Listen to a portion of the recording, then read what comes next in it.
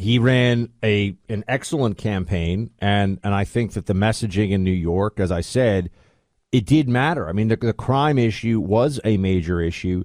But one other thing that we have to remind ourselves of is that for a lot of Democrats, their desire to vote for women's reproductive health freedom and threats to democracy, for a lot of Democrats, that's actually more important to them.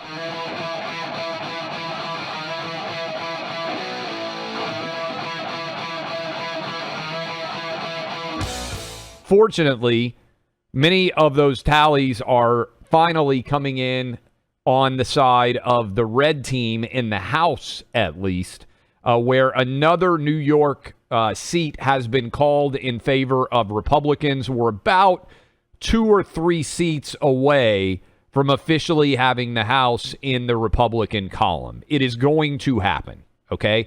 I feel comfortable based on looking at all the data out there that the reality is Republicans are going to take control of the House. So, I understand that many people are disappointed, including both Buck and myself, about what happened in the Senate and the fact that the majority in the House is not going to be more substantial than it is.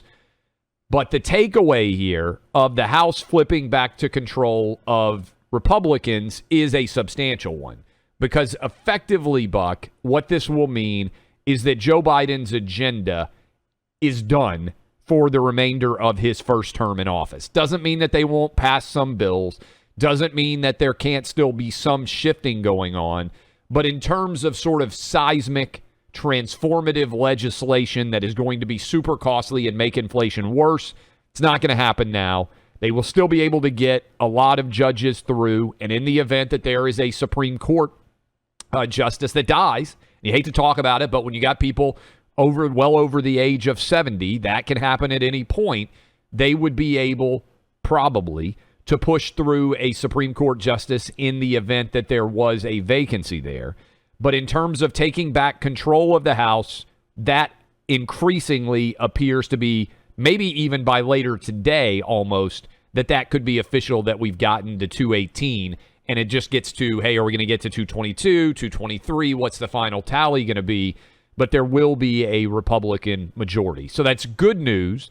Didn't happen as quickly as we wanted. We certainly don't want to be sitting here 6 days after the election, finally able to say that the House is going to be in Republican control. But basically that is baked in now. And so that is good news. We can at least enjoy that. We've been talking all about what the data is telling us about the results. And frankly, Buck, and this is going to happen, we're sharing some truths that people may not want to hear.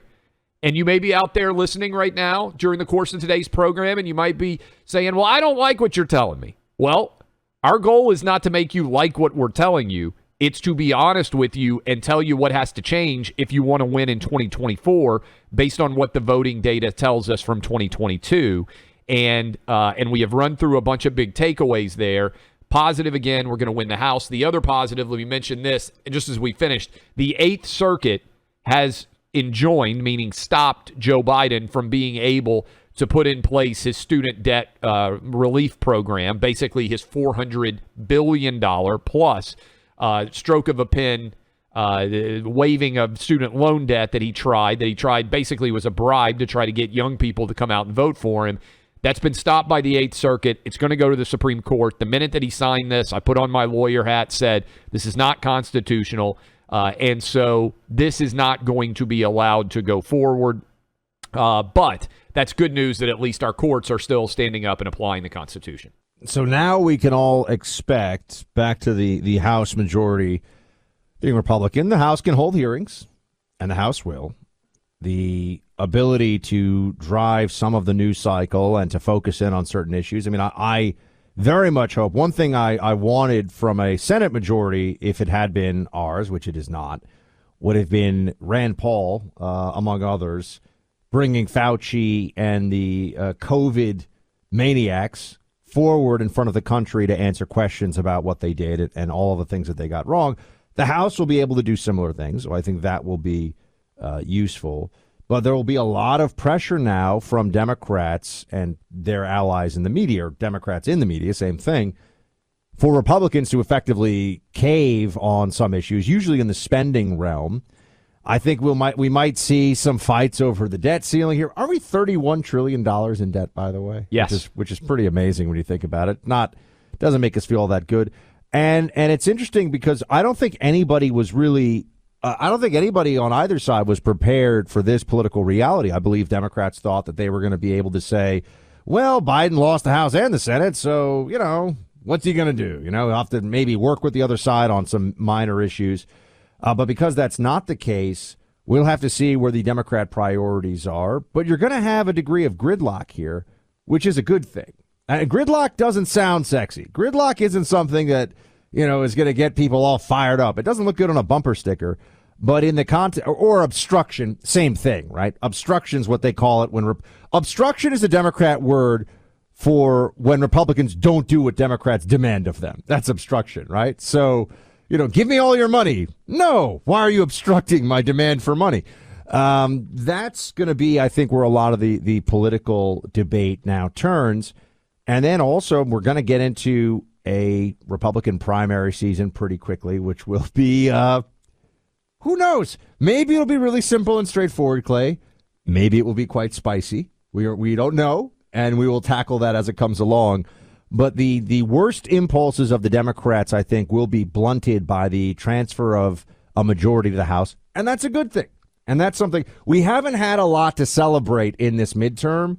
The Republicans finally having the House called for them.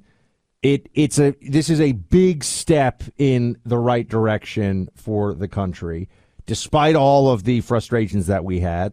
So, maybe the election wasn't really a B plus, maybe it's a B minus, but it's not an A. I mean, if we had lost the House too, then you would have been in for a very rough 2 years here. So this is very good news when we need some very good news.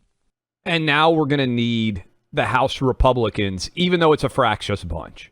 And even though they have a wide variety of opinions and beliefs, they need to be aligned because we're not going to have some huge majority where, 20 people can decide, hey, I'm going to support this.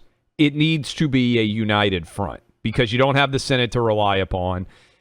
So in terms of stopping Democrats from advancing their agenda, we need to be able to rely on this group of House Republicans that is coming in. Also, there needs to be, in some form or fashion, an immense amount of praise for Lee Zeldin.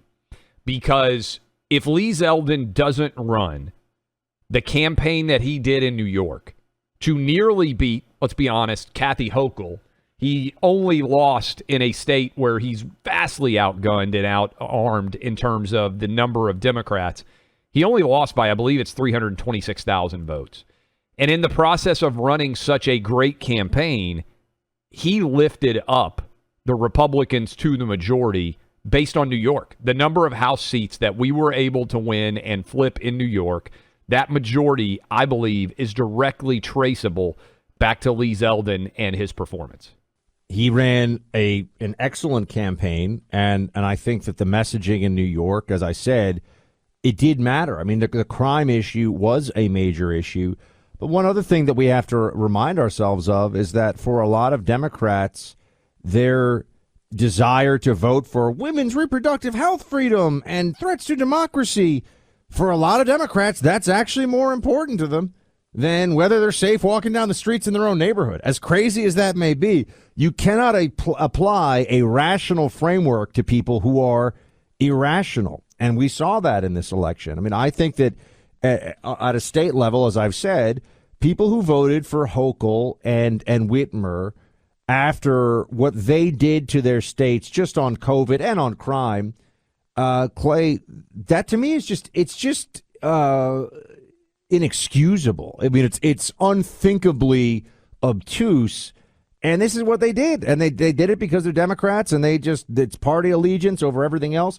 But in these states where they had Democrats who had been so wrong on COVID and done so many of these terrible things, the fact that they managed to stay in office was disconcerting, and it's only possible because of I think Democrats at some level are just truly delusional. Point here is don't think that Democrats are going to be reasonable no matter how much damage they do to the country, no matter how much they even suffer.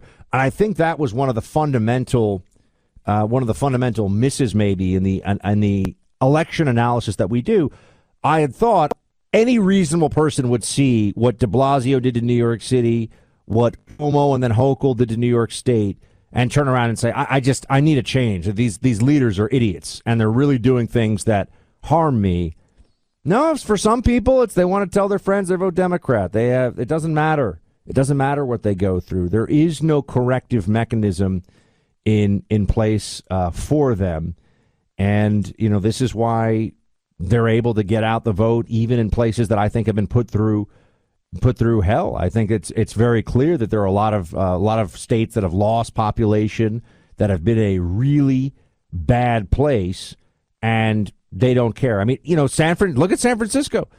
How could you take a city like that, as I've already said many times, a physically beautiful place, and San Francisco has a lot going for it. There's a lot of good things about it as a place, as a city, and yet it has been, by all accounts, it has been run into the ground through politicians who make bad decisions. And that has had real effect on people's lives. But you'll notice San Francisco hasn't flipped red.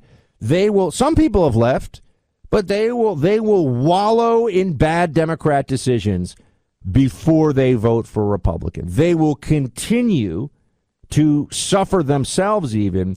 And that's where I think we saw a bit of a disconnect, because for a lot of Democrats, the things that they talk about, or the things that we talk about, they think, it doesn't really affect them, right? I mean, this came up even with the assault on Nancy Pelosi's husband. I mean, which obviously got a lot of media attention at that point in time. And the assault on Nancy Pelosi's husband was a reminder to a lot of people that in some of these Democrat precincts, things have gotten so bad that even the elites, even the rich, are facing crazy things like this happening to them. You would assume that the rational response to this would be, I don't want the people that have brought this about to be making decisions anymore that affect us. For Democrats, though, it doesn't matter. They'll keep on doing it. They will keep voting the way that they do. And that is obviously a point of tremendous frustration. Tremendous frustration for me and for the whole country.